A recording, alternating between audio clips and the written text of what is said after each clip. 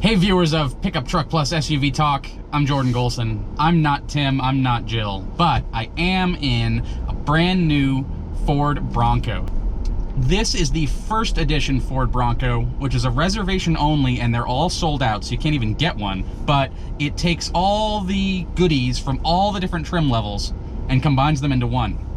This one is $63,210 according to this here thing. But I should note that Ford says that number is preliminary pricing subject to change.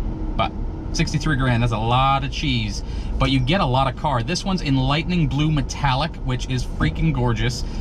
And it's got all the off-road and luxury goodies.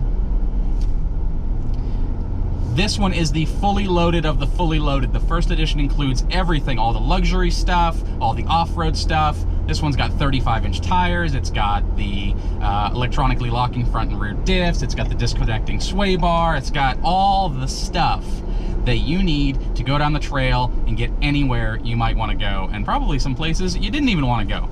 But it can get you anywhere, get you home, the whole thing. And it's also, at least so far, pretty good on the road too. This has a 2.7 liter twin turbo EcoBoost V6, 335 horsepower, 415, I believe, pound-feet of torque, and that's a ton. This truck is super big, it's super heavy. This is the 4-door version, and it's rather spacious. To get it out of the way first, it is very Wrangler-esque. It feels like a 4-door Wrangler when you're loading stuff in. It's got the tailgate that swings open, and you know, all that stuff is really nice. This is a straight-up Wrangler competitor, and they were very forthcoming about that. They're not even pretending. And basically what they're saying is that the Wrangler had the market to themselves for the last 20 plus years, and they haven't done a whole lot with it. That's what Ford says. And now Bronco is here, some competition. That's only good news for Bronco buyers. That's good news for Wrangler buyers. It's good news for the industry because having a solid off-road competitor is great. So we're gonna go through a whole bunch of the stuff in here. We're gonna do some off-roading, we're gonna do some on-road driving, and we're gonna see how the Bronco shakes out. Driving through downtown Austin, the roads aren't perfect here, but it's handling it very well. The engine, of course, is fantastic. We know it's a 2.7 liter V6 twin turbo EcoBoost, and plenty of get up and go. And they say that the EcoBoost inline 4, which produces close to 300 horsepower, does the job just as well. But this one is the big daddy one. And put my foot down. It takes a second to decide what gear it wants to be in, but then it takes off. Unsurprising. The ride is pretty excellent. You know, it's a body-on-frame truck. It's got the big off-road tires. It's a little splashy. You can feel some stuff, but it's definitely not bad. You could drive this every day, no problem. Perfectly comfortable. Seats are decent. I'm a bigger guy, and they're pretty comfy. And I wouldn't be too opposed to that. These do have heated seats and a heated steering wheel, but no ventilation. So if you're getting hot, you gotta turn up the air conditioning, which I am doing because it is 99 degrees here in Texas in the June summer heat. So, you know, that's okay. But we have the roof on. The roof does come off.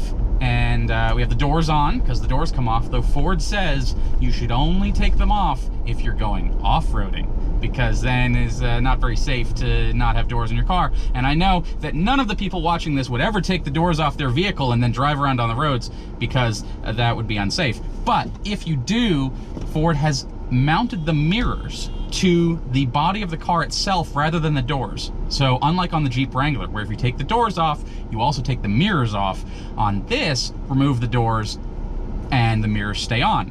And they do sell an aftermarket accessory tube door kit to keep you in the car if you're tilting sideways a little bit. I don't know how much it will protect you in the event of a crash, but it might make you feel a little better and you won't fall out. So that's nice.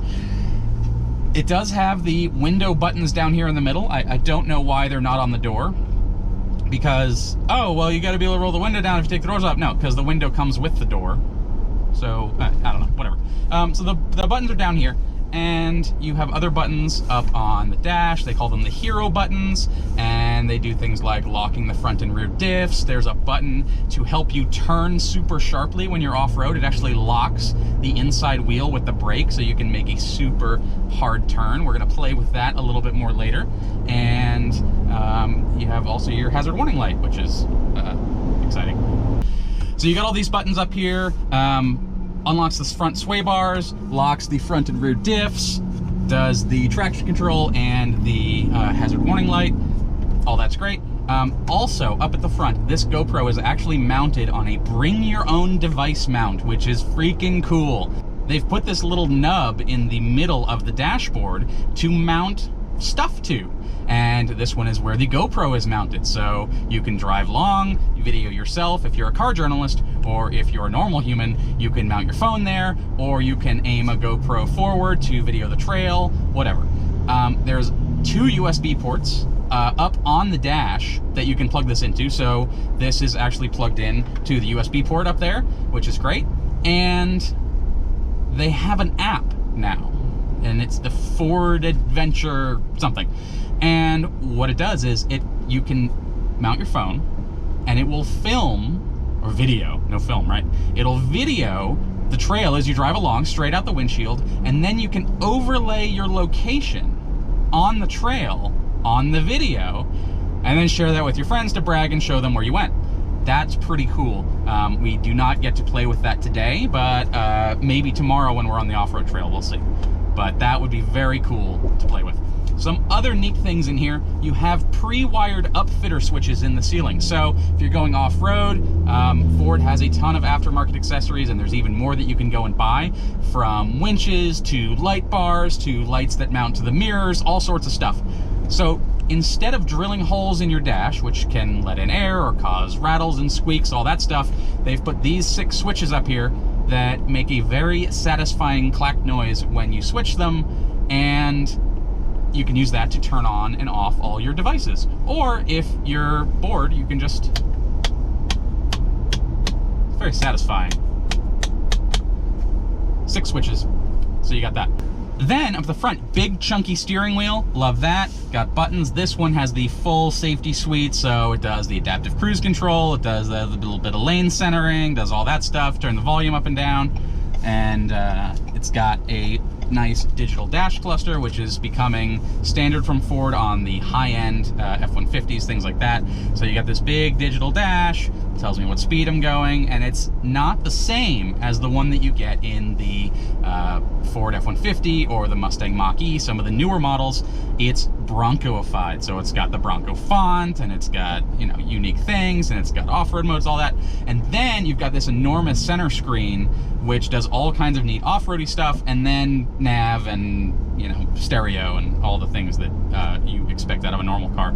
But great big screen. This is not something you would find in the old Bronco, for sure, because, you know, that would have been the size of a television back in 1965 when the first Bronco came out.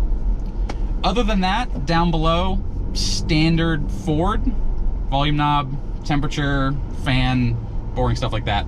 But you got a nice big band down here, USB ports, all sorts of stuff, and this cool plaque that says Ford First Edition. So you know you got something special for your $63,000. Some other neat things that they talked about in the presentation,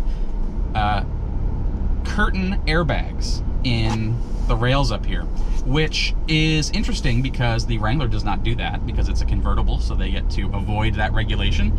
But Ford said, hey, we want to put this in. So normally those go when there's an indication from the yaw sensor that the car might be about to roll over or that there's a big impact from the side. And so, oh, if you're going to roll over slowly, well, that's just part of off-roading, right? You roll your car over and then you ride it and keep on going.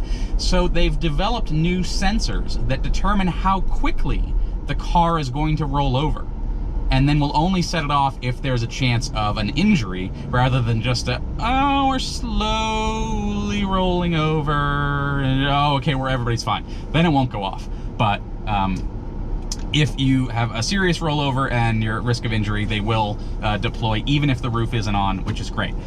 Also on the airbags, a lot of people will buy off-road vehicles like this or the Wrangler and put a winch on the front. And a winch is this big, heavy piece of metal that if you drive into something, screws up the airbag sensors and the impact sensors. So your airbags might not go off when you really need them to because you've put that winch up there. So what Ford did is they partnered with some aftermarket folks, and Warn is the one that they specifically called out. And so you can go to your Ford dealer, get a Warn winch installed in the bumper where there's a cutout and everything, and they have crash tested that winch. And what they'll do is they reflash the software in the car to know that the winch is there.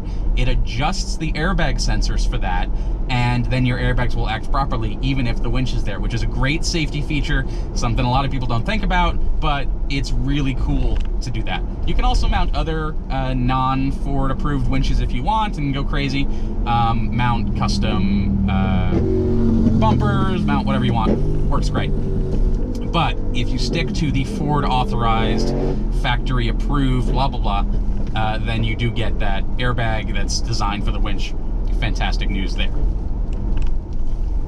Speaking of the front bumper, there are bolts all over it, and actually all over the car, that are stamped with the word Bronco, which is not just branding.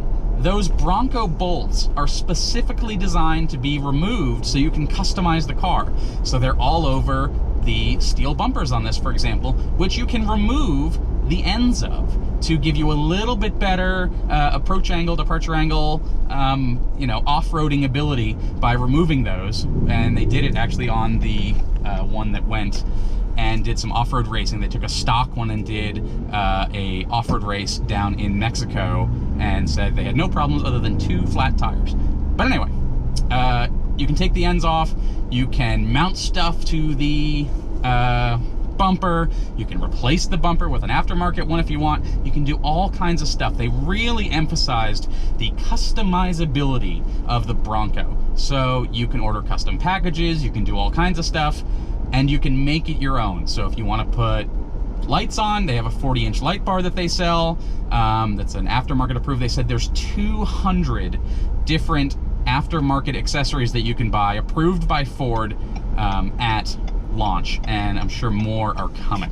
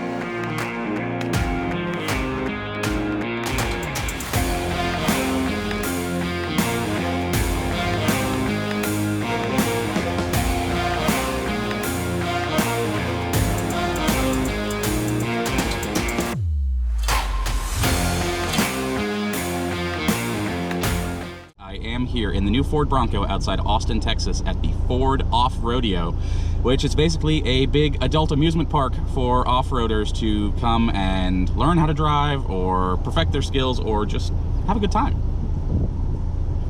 And so the really cool part is that if you buy any 2- or 4-door Bronco, which is the big boy Bronco, you get a free day and a half at any of the 4 off-rodeos that they're opening. There's this one here in Texas, they're opening one in Moab, I believe another one in Nevada, and then one in the Northeast that has not been announced yet.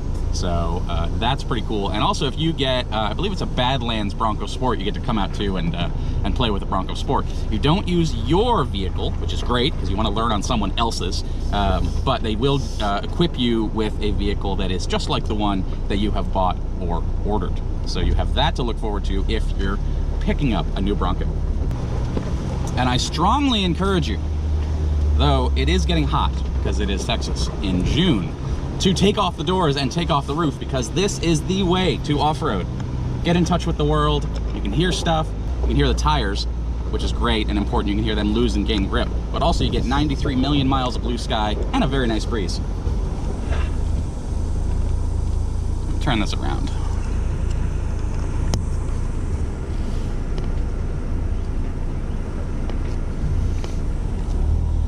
Now, some people might say that all these electronic gizmos and doodads, Timmy, really take away from the off-road experience, but I disagree, because using technology to make our lives easier will allow you to get even more places that you couldn't get before and get the most out of your truck. Now, if you want one of the old ones, you can go do that. You can take them apart, you can upgrade them, you can do whatever you want, and probably get something just about as capable as this. But it won't be as easy. And what we really want is for more people to get into off-roading, to have more trails, more vehicles, more competition. That's the great thing about this, is that we're going to fight.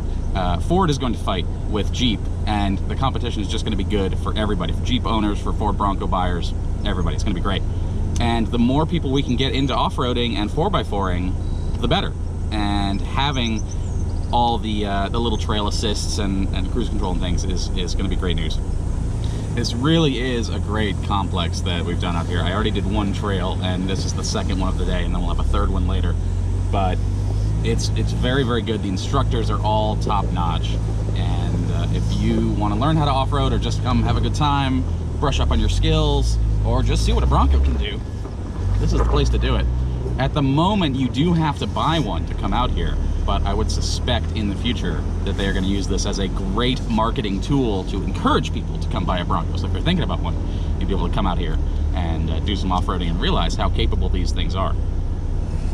And so this truck really is solid competition for the Wrangler, and folks are really going to have to think about which one they want. Do you have affinity for one of the brands? Do you like, you know, the look of one more than the other? Do you like, you know, all that? Do you want something different because the Bronco is going to be new? That's going to be exciting. But really, they're both going to be very capable, able to do off-road. You're going to be able to customize both of them. I don't know that I can say that one is way better than the other. The Bronco is new and exciting, which is very fun, but they're both going to be capable off-road. They're both pretty comfortable on-road. The Jeep might even be a little better. You have to, got to spend more time trying them back to back, but you know, they're both comfy. They both have good power. The Wrangler you can now get as a plug-in hybrid, which I suspect is going to come down the line for Bronco. They're basically going to have to. It's going to come down to price, it's going to come down to trim level, it's going to come down to which one does your dealer have in stock if you don't want to wait to order it. They're going to have trouble fulfilling the orders on the Bronco for at least another year, if not longer than that. I think once people start to drive this, they're going to be like, oh man, I got to get one of these. You know, even the Wrangler's in short demand right now these days, thanks to the semiconductors and all those other limitations. So, you know, if you want a Bronco, man, it's a good truck.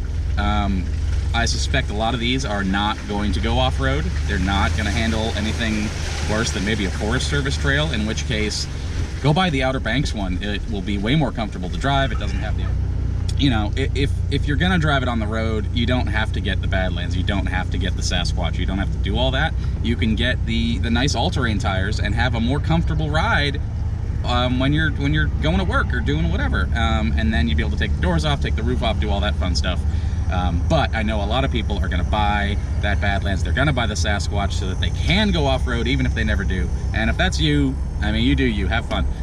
But if you are going to go off-road, it's really cool that the Sasquatch package, which is like the off-road Rubicon-esque package, is available on every single trim level. You don't need to buy that super expensive top tier one like you do with the Wrangler. You can buy the base model with the steel wheels and still get the super capable off-road setup, which is really cool, and I bet Jeep is going to have to think long and hard about how they want to do their trims going forward, and whether they're going to have to sell that base Sport Wrangler with the full off-road capable package. I bet they do.